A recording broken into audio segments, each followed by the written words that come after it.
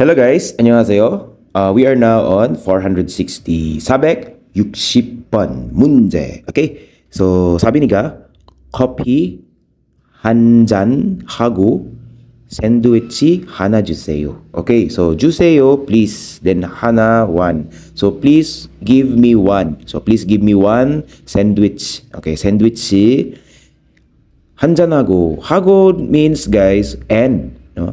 And itong 한 잔 means han, di ba? Hana, 둘, set. So, isang jan, isang cup, counter, no? Counter ng cups or glass. So, isang cup ng coffee. Okay, so coffee 한 잔하고 샌드위치 하나 주세요. Okay. So, please give me one sandwich and one cup of coffee. Yun yung thought neto. Then reply ni na bang, bang. Okay. So, sabi naman niya, 아니요. 가져갈 거예요. Okay. 아니요. No. 가져가다 to take out or dadalhin, no? Then 릴 거예요 means will. So I will take it out. Yun yung thought nito. So dapat yung tanong ni na dito guys is kakainin mo ba dito? Ganun yung thought, no? Okay. So 1번 뭘 드시겠어요? So, more from the word more, yung long form, more, yung real dito guys, object particle po siya. Pag spoken kasi, instead na magiging more, magiging mall na lang siya. Okay? So, therefore, then, 드시겠어요 means, 드시다, honorific form ng 먹다, then, 겠어요, going to. So, what are you going to eat? Okay. You're going to eat what? Yun yung thought. So, hindi guys. Hindi number 1 yung tamang sagot. 2번, 포장해 드릴까요? Okay, 포장하다 means to pack. Okay, 포장하다, to pack. And 드릴까요 means shall I. So, shall I wrap, shall I pack? Babalutin ko ba? Sabi niya, 아니요, 가져갈 거예요. Hindi, dadalhin ko, iti-take out ko. So, mali guys. No? Kaya nga, babalutin para i-take out. 3번, 가져가실 거예요? 가져가실 거예요. 가져가다, to take out, to take, ganon, dadalhin. Then the she part indicates na naka-honorific form itong verb na ito. Honorific form. So, 가져가실 거예요. 릴 거예요 means will. Will you take it out, sir, ma'am? Ganon. So, sabi ni naman niya, hindi, iti-take out ko ito. So, mali na yung number 3. Sabon, number 4. 여기서, okay, 여기서 드실 거예요. Okay, 여기서 드실 거예요. 여기에서, 그런 here, dito, 드시다, again, it means yes, 먹다, no? Same yung meaning nila, naka-honorific form din. 릴 거예요 means will. So, will you eat here? Okay, kakainin mo ba dito? Sabi ni na, ay niga, ano hindi. 가져갈 거예요. dadalhin ko ito, i-take out ko ito. So therefore, number 4 yung tamang sagot. 정답은 4번입니다. Next, 461번 문제 461. Okay. 따르릉. So ring, phone ringing. Okay. Then 여보세요. Okay. 여보세요. Okay. 여보세요 means hello in phone conversation. So sabi ni Igna, 거기 이용수 씨 댁이죠. Okay. So 거기, there, dyan, 이용수 means pangalan lang po. Then si, okay, 이용수 씨, Mr. 이용수 댁이죠. 댁 means jeep, no? Yung meaning nito guys, no? Jeep or house. Then 이죠 means di ba? So di ba bahay ito ni Mr. 이용수? Okay, so, di ba bahay ni Mr. Iyongso dyan? Yan yung thought niyan, guys. Okay, tumawag siya. So, yung reply niya, 1번, 네, 그렇습니다. Yes, that's it. Okay, so, 그렇습니다, when you agree, it can also mean yes, no? Dalawa na, yes, oo, parang ganun. Oo, ganun. Oo, ganun nga.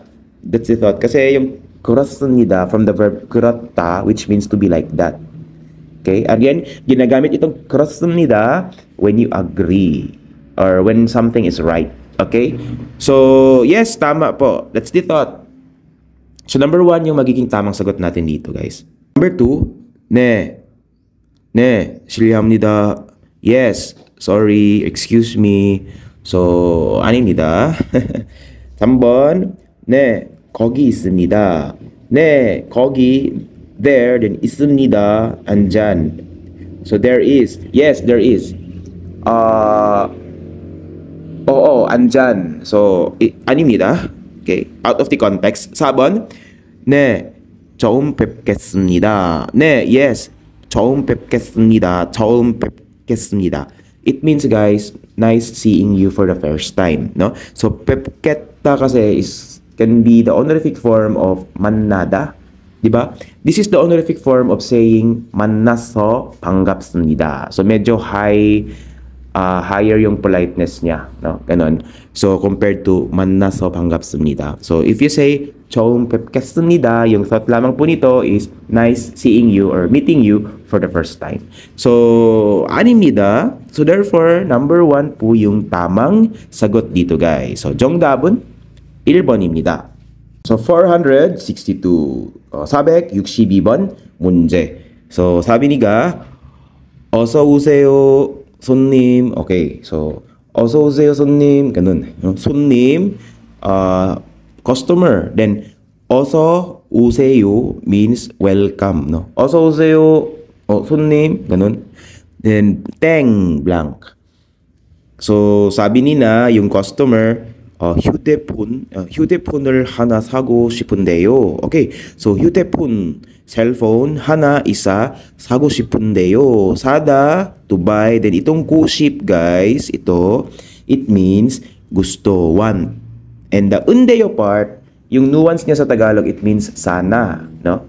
So, gusto ko sana bumili. Okay, 사고 싶은데요. Okay, gusto ko sanang bumili ng isang cellphone.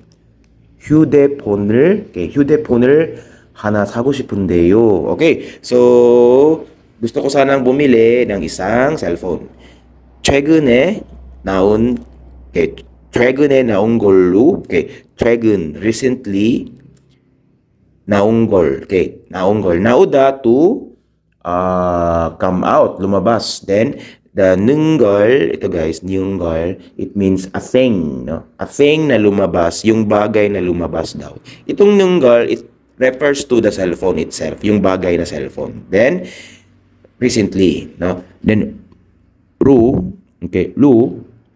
it means through or as, no? Marami siyang meaning, guys.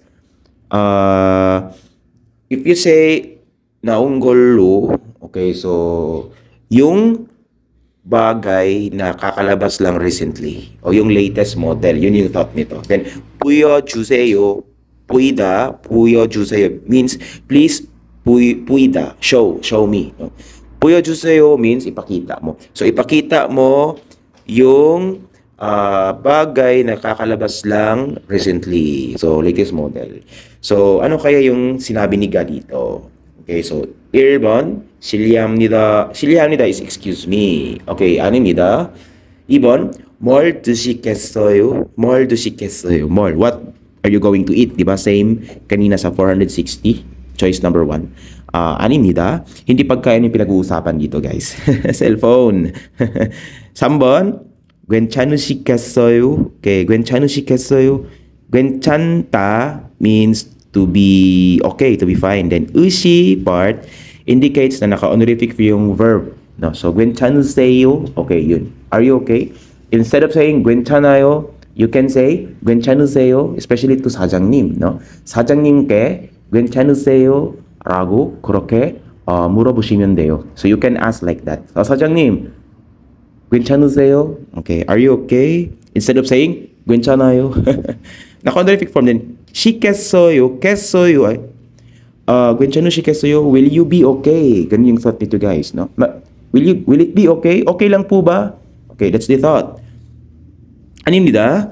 4번, 무엇을 찾으세요? Okay, 무엇을 찾으세요? Okay, 무엇 means what, then 찾으세요, 찾다, to find. Then ditong part dito, guys, no, use, ganyan, comes from the usi, indicates na naka-honorific form na naman yung verb. So if you say 뭘 찾아요? 그렇게 하면 되는데 pwede naman ganun guys, no? But 무엇을 찾으세요? 라고 하면은 더 좋다고 생각합니다. I think it's okay if you say 찾으세요. If you ask 찾으세요 then 찾아요. Okay. Sa customer. So honorific kasi. So therefore, what are you looking for? No? 찾으세요. Okay. Hindi to please guys ha. Do not be confused. Kasi yung please, even though ganito rin yung form niya, seyo, hindi po. In some context, it can mean please, but in this context, hindi it please. No? So, 무엇을 찾으세요 means, what are you looking for? Ano yung hinahanap mo? 무엇을 찾다. Okay. So, therefore, ito yung tamang sagot guys. Kasi sabi ni na,